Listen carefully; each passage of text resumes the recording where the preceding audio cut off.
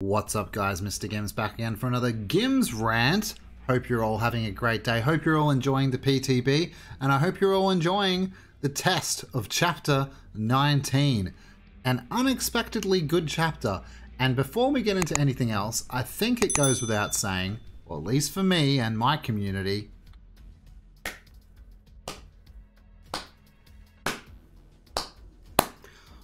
well done, behavior. Well done indeed.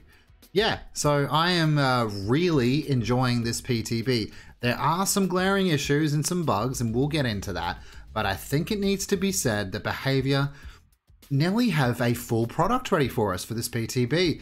And I'm not being condescending or rude at all when I say this. I think they've done a pretty good job so far with this one. Well done, guys. Seriously, it's good to see you, in my opinion, back up on the horse, showing us what you can really produce, which is great content, great characters, great new features, great powers. I'm stoked. I think you guys have done really well. And it's so refreshing and good to say that. So, you know, 2021, I was worried, and now you've dropped this. So now I'm sort of like, okay, are we bringing it back? I really hope so, guys. I really hope so indeed. Glaring issues straight off the bat. The FPS as Survivor is absolutely terrible in this PTB. It's a shame because it's really hard to test things when you're just like running into walls and you can't see anything. So the FPS is a known issue, and I'm sure that's going to get fixed when it goes to live. I really hope so, because that's pretty game breaking. That's a massive issue. Also, Ruin doesn't work. I know I've had about 10,000 comments from people saying that the reason why you couldn't kick the gen on PTB on live stream is because you had Ruin. No, it's a bug. It's not regressing and I can't kick it. It's staying where it is. It's a bug. So yeah, Ruin's an issue, and I can't test this guy with Ruin effectively, so that sucks. With Killer, I really dig his style. I think he's cool. I know a lot of people aren't happy about his style, the K-poppy, you know, murderous person, whatever. A lot of people don't dig it. That's fine. I do. I thought it would be a little too much K-poppy and a little bit ridiculous, but it turns out I really like this killer. And his power, holy shit. His power to me isn't underwhelming, and with the right add-ons and the right playstyle, he is a shitload of fun. And so basically what you want to do is you want to get them down with the dagger. I think it takes 8 daggers to get someone down 1 health state, and then you can continue to do that. I think it takes more than 8 daggers for another health state, or at least it feels that way, unless all of a sudden I have a shit aim. But then you basically just go for the M1 for a quick down, and this guy can get people down at rapid succession on loops as well, because especially with a certain perk we'll talk about later, but he can have certain add-ons where they ricochet off, you know, the walls, and it can get pretty crazy and really enjoyable. Overall, I need obviously more testing time, and I would like to see him on a live release to properly test him. But so far, man, so good. But the purpose of this GimmsRant, guys, is to go through his perks and what I think is good and what I think is bad, what I think is, you know, needed to be changed. That's the main focus of this GimmsRant, and yeah, well, let's go through it. So Starstruck. Starstruck activates when you're carrying a survivor. Survivors within your terror radius will suffer from the exposed status effect for 30 seconds. That's at max rank, obviously. Starstruck cools down for 90 seconds once the survivor is no longer carried. This is a good perk, but not for him. And that's quite a lot often the case. It's good for high mobility killers, and killers that can get somewhere soon, very quick. For someone like him with a 4.4 movement speed, I think it's 4.4, like it's hag speed, whatever that is. It's not amazing because he'll hook somebody, or he'll get someone in the, you know, paired with like mad grit and things like that, even though that's going to be very niche and not good for him in the long run at rank 1. It's going to be good for like killers like, you know, Hillbilly, Wraith maybe, yeah, Blight maybe, yeah. You're gonna get the hook, and then you're gonna have to go for somebody else. So 30 seconds is cutting it short at max rank. That's max rank. So don't know about this one. We'll see. It's not the strongest out of all of them, I'd imagine. No Way Out. Each time you hook a unique survivor, a unique meaning a different survivor, No Way Out gains a token. When the last generator is prepared, the entity blocks both exit gate switches for 10 seconds for each token you're in your possession. So I think it's like 40 seconds as like a max of tokens. That's pretty massive, man. 40 seconds on an exit gate blocked. So 40 seconds blocked plus opening time. It's pretty dope. It's definitely sort of memey in like an endgame build or whatever. I don't think it's like super impressive in meta, but it's definitely something. There's something here. That paired with like, yeah, Noed, Remember Me, things like that, like Freddy's perks, obviously. Yeah, it's got something. There's something there. So it's good. I won't be using it as much, I'd imagine, because I don't use endgame builds, even though I'm Mr. Endgame, apparently. It's okay. It's all right. And then we have Hex Crowd Control. So it's a Hex perk, obviously. The entity blocks a window for 14 seconds after a survivor performs a rushed vault through it. So yeah, it's a Hex perk that keeps this ability up.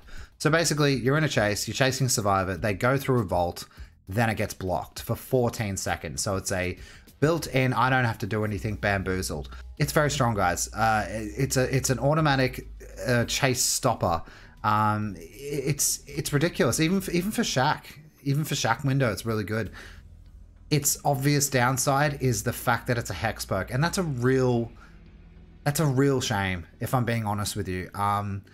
If it had a cooldown maybe or something like that, that would have been dope. But now that it's a Hex perk, because it's lazy game design in my opinion, because now it's weak because of that Hex attachment.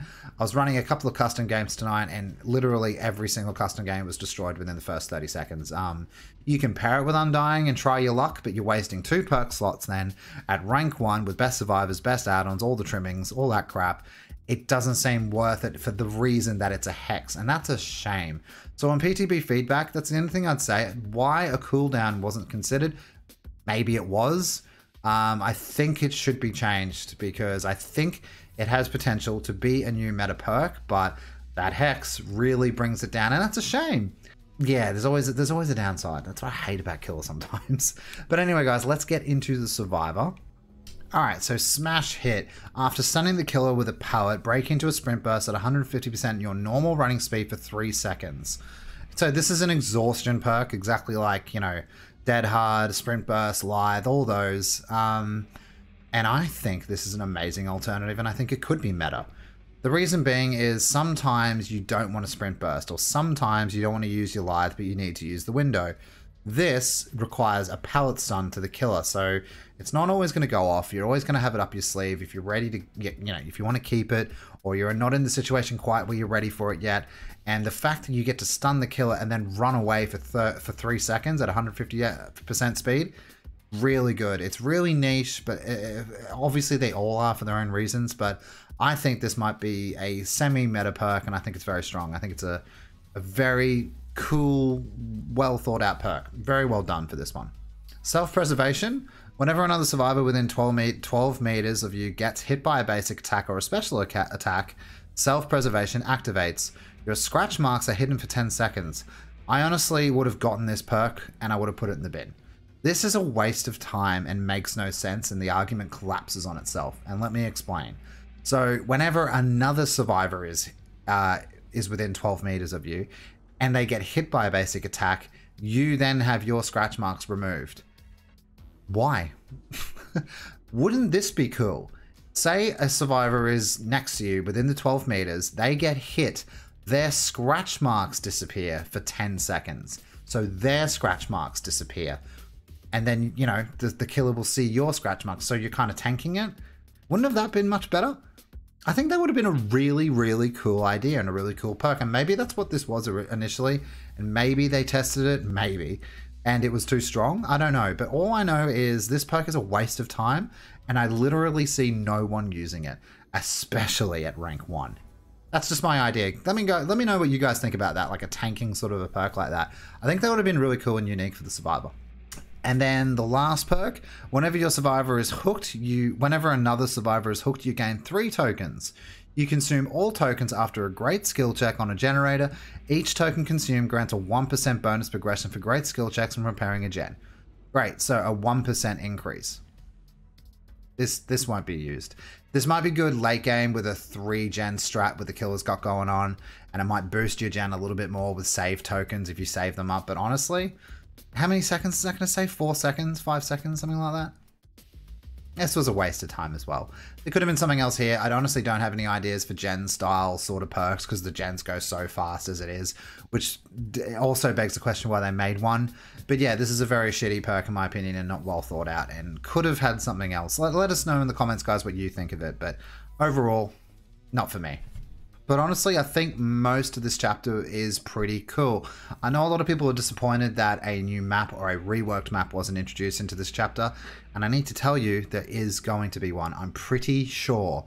They were working on Coldwind. DVD Leaks and all those groups hacked into the files and noticed that they were working on Coldwind Farm with a couple of changes to it. So I think a rework to Coldwind is coming and we might have it on release of the live version, or we'll get a PTB later for the new map. So it wasn't ready, so they didn't put it in the PTB.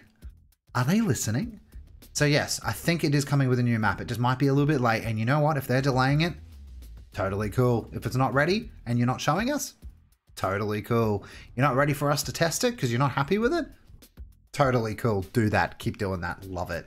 As far as the killer is concerned, because I've got the most to say about the killer, I really, really love him. I enjoy his play and his counterplay. A lot of people are saying he's not terrifying. I definitely get creepy vibes from him when he's chasing me and it gets really intense. I've really enjoyed being chased by him. I think it's fun. I think it's awesome. I think it's different. You're not really sure how many hits you can take and things like that. There's a lot of things going on because you're stressed out. I am totally sick and tired of hearing Huntress's little brother and Deathslinger's little sister or whatever. Yeah, it's just because he's a projectile killer. Why does everyone immediately put him in, pigeonhole him in the box of, you know, Huntress or whatever? He's Huntress light. He's nothing like Huntress. He throws something, therefore he's Huntress. He's totally not the same as Huntress. He is a slow moving speed killer as well with a projectile, which map pressure and gens are definitely his worst nightmare. I have played against a higher ranked team now. I played with some of the members and admin from Gimmicks Nation, and yeah, it's very fun to play, and they've captured fun again. Like, they do that quite well sometimes, but most of the time. But yeah, the gens are a massive problem, and you know, you can try and bait things up with like barbecue and chili so you can see what they're doing, and then tinker, but by the time you get over to that side of the map, and if you're on a bigger map, you're fucked. It's no point. There's no point telling me, oh, Tinker has gone off. There's 30% left on the gen. It's too late. I moved too slow. You know what I mean? So your honest to God best option with this character, with this killer, is to try and 3-gen. And even then, it's rough. It can be quite rough. But anyway, guys, that's about all I have to say so far. I mean, Survivor is Survivor. There's nothing different about Survivor apart from the perks. I think the Survivor looks cool. I really dig her style. Yeah, well, I've got nothing else to really say about it. I think it's pretty cool.